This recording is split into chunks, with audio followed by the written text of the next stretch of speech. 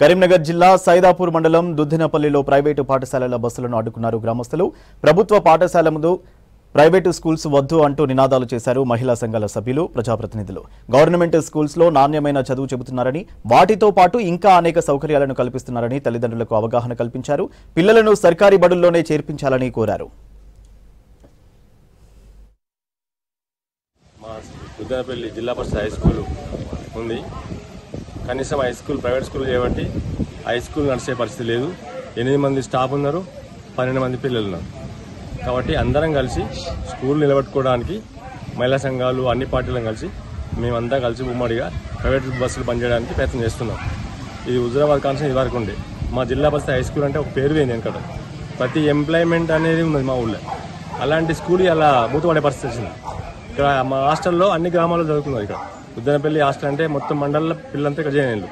వాళ్ళంతా పైకి వచ్చారు, డాక్టర్ లైన్లు, ఇంజనీర్ లైన్లు, అలా అన్ని రకాల ఉద్యోగస్తులు ఉన్నారు. ఇక్కడ ఎంప్లాయ్మెంట్ బాగుంది. అంతా ప్రైవేట్కు మోజుపడి స్కూల్ నడిచే పరిస్థితి లేదు. ఇప్పుడు బయట చదువులకు పోతే వాళ్ళు చదువుకున్నా కానీ ఇన్ని పైసలు పోతాయి, వాళ్ళ జాబులు రాకుండా ఉంటారు. అదే గవర్నమెంట్ అయితే మళ్ళీ రాను గవర్నమెంట్ లో చదువుకున్న వాళ్ళకే జాబులు అని అంటారు కదండి. అందుకోసమనే గవర్నమెంట్ చదువుకోవాలని మా ఉద్దేశం. గవర్నమెంట్ స్కూల్ మూతపడే పరిస్థితి వచ్చింది.